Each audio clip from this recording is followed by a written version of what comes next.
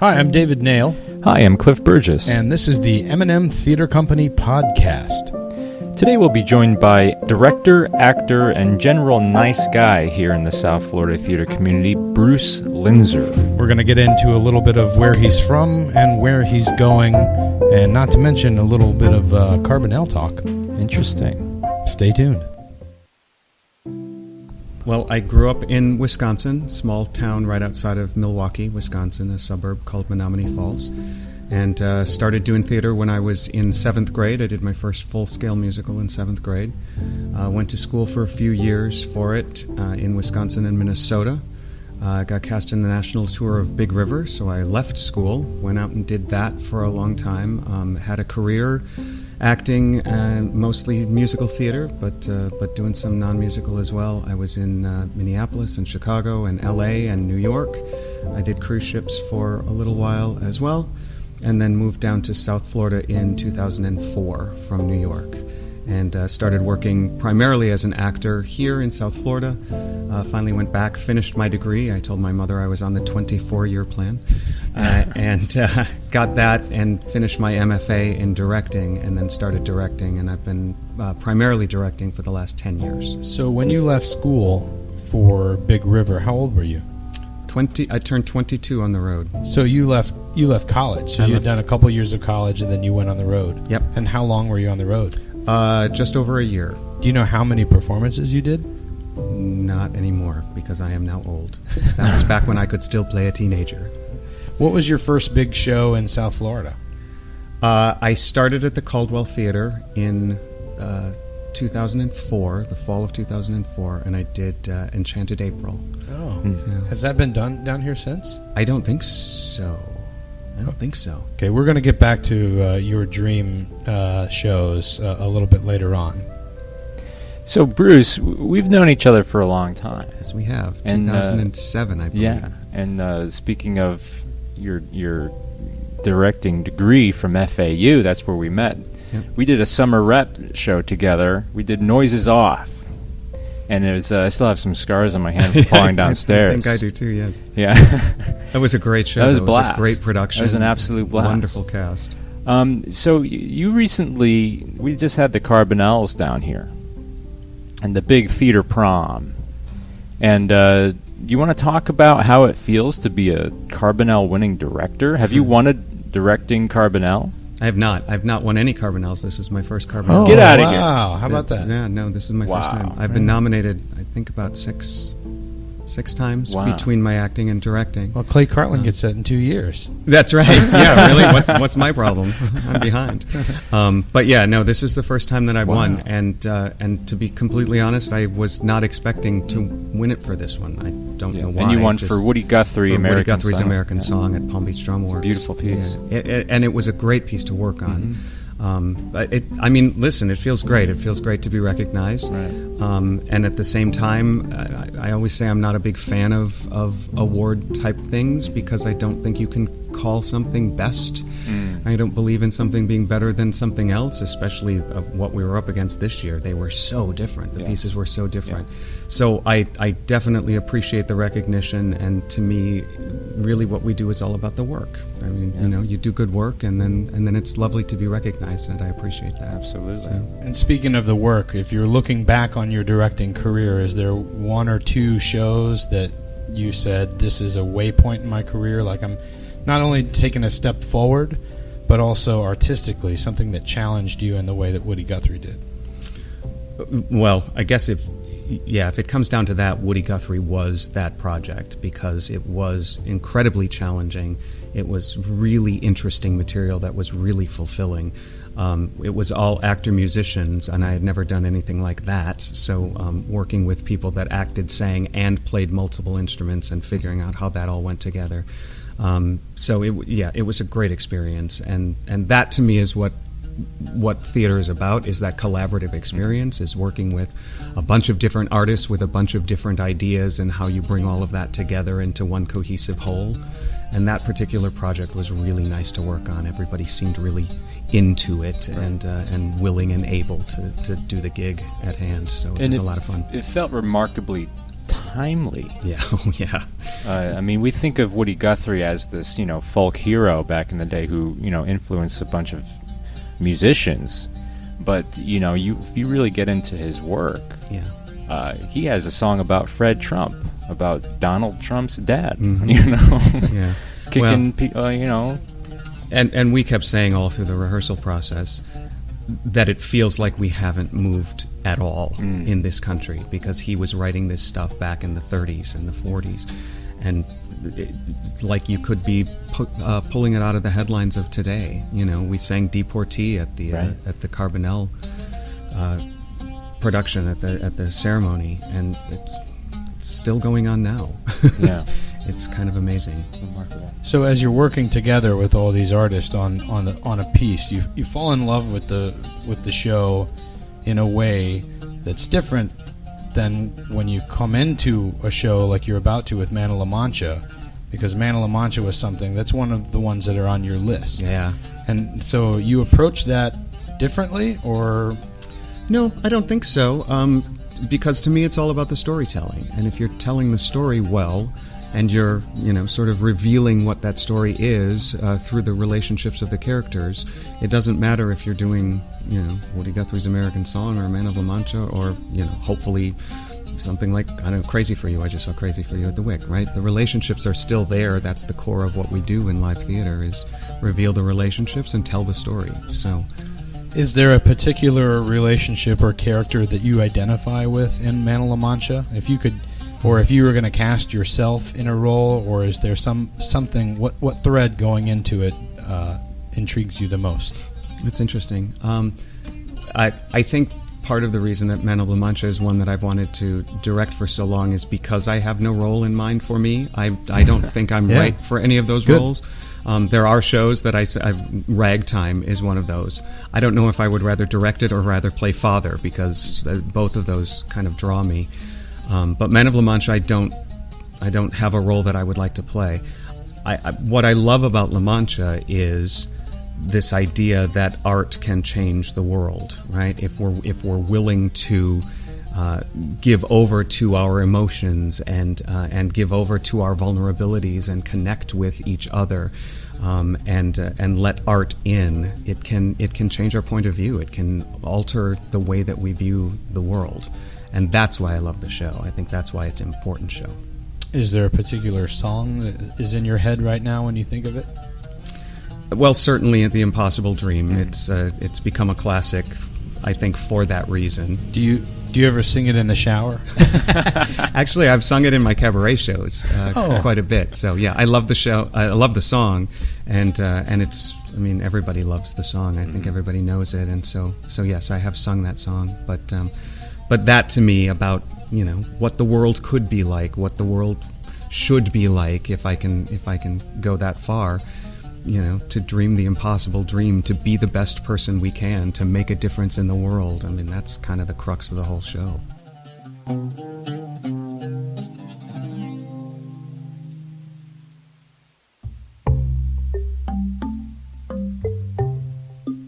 How did auditions go?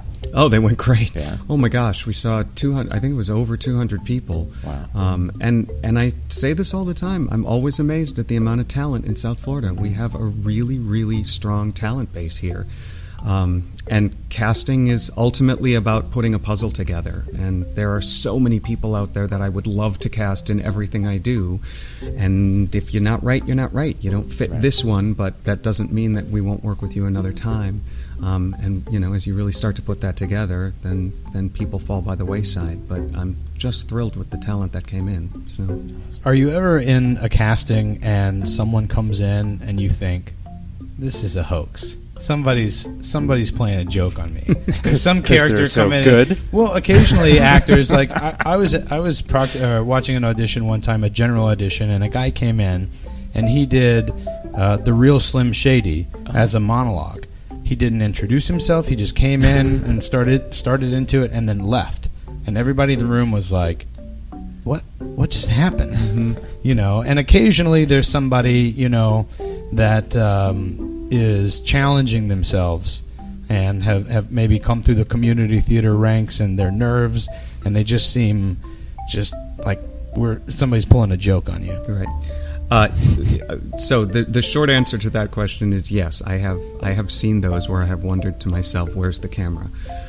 For the most part, and again, because I've been an actor and I get actors and I understand actors and I love actors, I love sitting through auditions. I know a lot of directors think it's drudgery.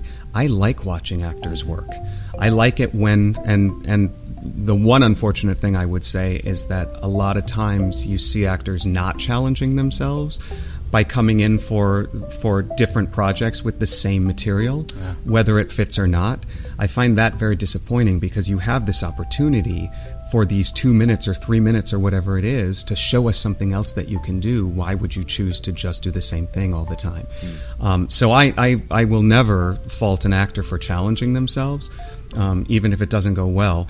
I have seen several auditions, however, where I just thought, wow, how have you kept going this long? Bless your heart, I guess, but yes. But thankfully not very often. I can count them on one hand, which is great.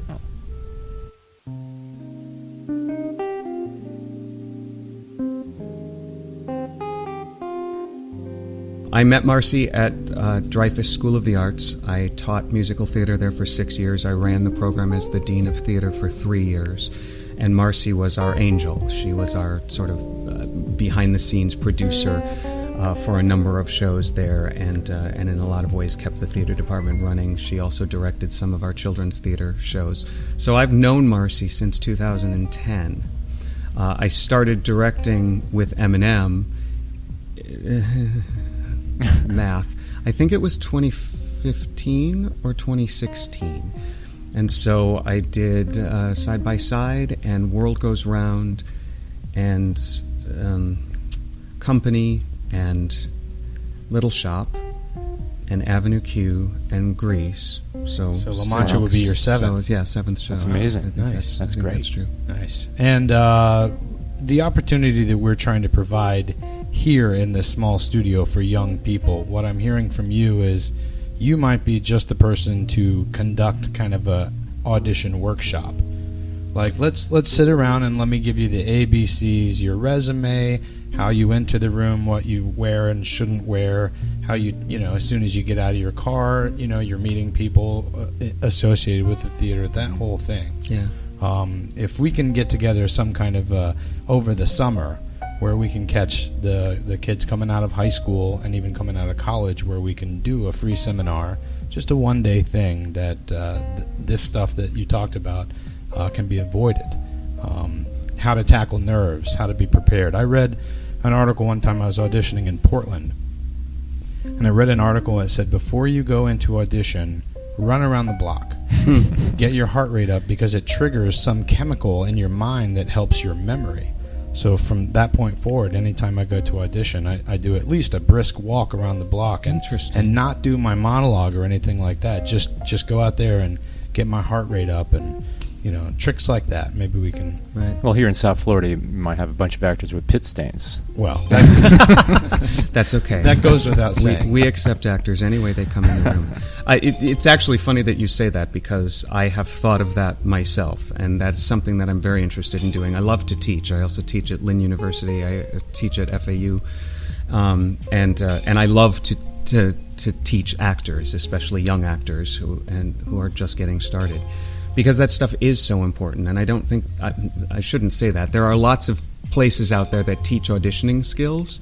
I would love to throw my hat into that particular ring, because I do see habits that happen over and over and over again that I think could be addressed and could be alleviated really quickly.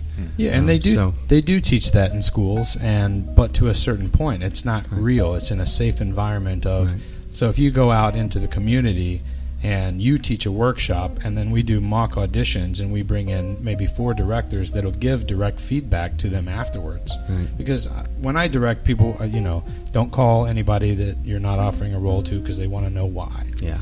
And but here, let's provide an opportunity to know why. And unless somebody tells you differently, you're going to continue to do the real Slim Shady. Yeah. It's a great idea. The best class that I took up in New York when I lived in New York was one of those where we had a different casting director every week. and they worked with you on what you were doing and said, this doesn't work, this does work, try this. It was incredible. The biggest thing for actors, I think, is you can't try to figure out what the director wants, because sometimes more often than not, I think the director doesn't know what they want until they walk in the room. You have an idea in your head. We want to see you. We want to see what you bring to this role. We want to see what you bring to your performance. That's what I'm interested in, and then I can play from there. And I think that's the biggest thing that actors get up in their heads about, right? I'm trying to be what I think that he wants. Well, you have no idea what that is, because chances are I don't either. Right. Well, and then you get into the awkward. You're also checking in to see if the director is leaning forward, or I've heard a lot of actors come out. Well, they didn't even look at me; they were writing the whole time. They were, you should be in your own world. That's you right. should be, in that scene, in that song. And if you're worried about the director or what he wants, that's awkward. Yep. To have an auditionee looking at you, it's it's awkward. Yeah. Well, and I say all the time, auditions are incredibly contrived. Nobody has come up with a better way to do it. So until we find a better way to do it, this is what the deal is.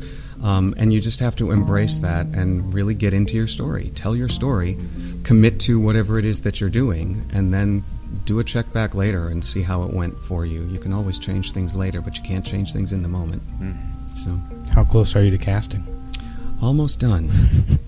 That won't make the video. What's the biggest hurdle right now with La Mancha? Right now it's equity contracts. Yeah. We're trying to figure out how many of those we are actually allowed to have, right. and that changes the makeup of the cast. The whole dynamic. Yeah. So, well, let's talk about the future. Let's do. I'm sure you have other shows like La Mancha that you want to direct.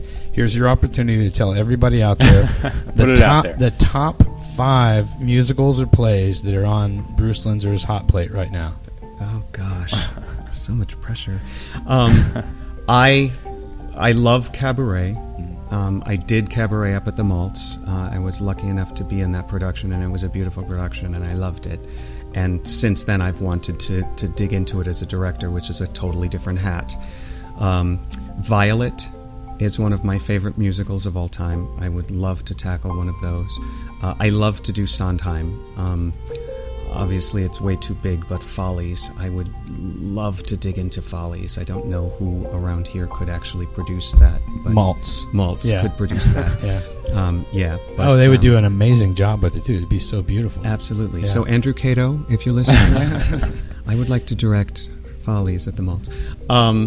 Maltese. Maltese.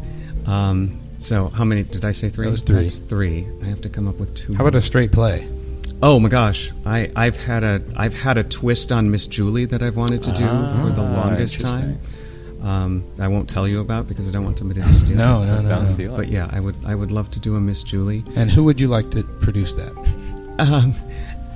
Is that a Palm Beach Drama Works show? Yeah, Sounds like it. That would be great. And I guess I can put this plug in now. I'm so excited because Light in the Piazza has been one of my favorite list for a while, and I actually get to do that at Drama Works next season. There you go. which Excellent. I'm really excited about and terrified about because it's an enormous piece with so much depth and nuance in it. So it's going to be a beast, but I'm really excited about it. Cool. How about for anyone out there that's on the fence about buying tickets to Man of La Mancha? What's the pitch? What's the kernel of why this is important? Well, a number of things. Right now, where we are in the world, where we are in society, I think we all need a little bit of beauty. I think we all need a little bit of hope. I think we all need a little bit of connection, and that's certainly what this show is about. So come for the feel-good, if nothing else, right? The beauty of the connection and the changes we can make in the world. I think that's a big part of it. I'm also interested in playing a little bit with the piece. One of the things that I haven't always been a fan of is that it starts to become very musical theater-y. I'm interested in pulling it back into the reality, the grit of these are prisoners in a prison that are being coaxed into playing these roles and how that affects them, rather than, for example, a lot of the stage directions say everybody leaves stage, and then the next time we see them, they're already playing these roles that I'm like, how did they know that? How did they know that this is who they were going to do and play, and how those scenes were going to go. So I'm really interested in pulling it back into that reality, so that Quixote is the one that's really sort of ringmastering this whole thing and creating this whole world. So I'm hoping it's going to be a slightly different take on Man of La Mancha that you haven't necessarily seen before. Everything comes out of that trunk. There won't be any of the big, fancy schmancy costumes where you're like, where did that come from? How did we find that? It's all right there, and he's literally creating this world out of what exists. So. Excellent. That's awesome. Anything else for Bruce Linser? Anything else you want to know while we have the mic open? I think you covered it. He's covered it. He's brilliant. Looks good. The lighting is really good. Am I handsome? You're very handsome. Yeah, awesome. Good. How does it feel to be the nicest guy in South Florida theater? Which would pair you with either Julie Rowe or Beth Diamond as nicest female. And I love both. I mean, So everybody. who do you want to take out to prom? Julie or Beth Diamond? Do I have to choose? No, you can do Can't both. I have both? I have 2 arms. 2 arms. I don't know if I'm the nicest guy in South Florida. I appreciate you saying that. Thank you. That's very kind of you. What I do believe is that we can't do this without each other, right? We need everybody that's doing this, right down to the volunteer ushers, the people that behind the scenes that never get any recognition. We need those people. I adore those people. I respect those people. And maybe that, I think, is what we need a little bit more of, is a respect for everybody. It seems to become very much about us versus them, whether that's actors versus technicians or producers versus directors or what. It's like all of that versus stuff. I'm a big one for and. I like the word and, not the word but. Yeah. How can we all come together and do this? Because we're all trying to create the same thing. Yeah, the art's the same. So if that makes me the nicest guy in South Florida, I'll take that. But that's not really what I'm trying to do. I'm really trying to get everybody on the same page, which is what it's about to me. Good. Excellent. Well, next up we'll have Dominic, who's the director of A Funny Thing Happened on the Way to the Forum. And then we'll sift our way through the collaborative team. We'll talk to Paul Ricci. We'll talk to all the designers. Stay tuned for all that. And Man of La Mancha starts when and ends when? Yeah, that's we're going to add that in post. Okay. But I can tell you, we start rehearsals August 20th. August 20th Very we start excited about rehearsals. that. And then it opens September 13th at the Rinker Playhouse. It runs through the 29th. So. Wow. And there's the truck brakes. All right.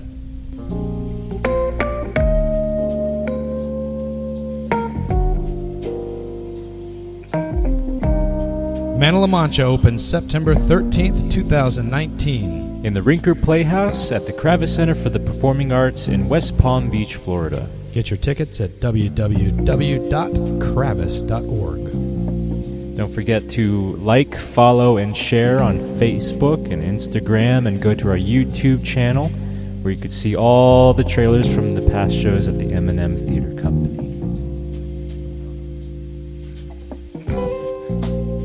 If you like what you heard, make sure you share it with your friends. It's a click on your mouse. Does anybody click their mouse anymore? Clicks their mouse. Who clicks their mouse? Don't double click your mouse. If you like what you heard, please like, subscribe, share.